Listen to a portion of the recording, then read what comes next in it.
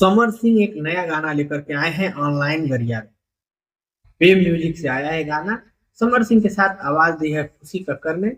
और गाने को लिखा है कुंदन प्रीत ने, जिन्होंने रितेश पांडे के लिए एक से बड़े एक हिट गाने लिख के दिए मुझे। उन्होंने लिखा है खेसारी के लिए भी, लिखा है समर सिंह के लिए भी, लेकिन रितेश पांडे के साथ बड़े बड़े हिट आए हैं, कुछ खेसारी लाल के साथ भी हिट गाने उनके आए हैं। और म्यूजिक है रोशन राज का।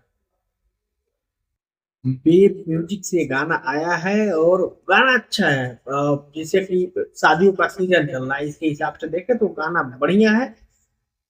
अ, ठीक है।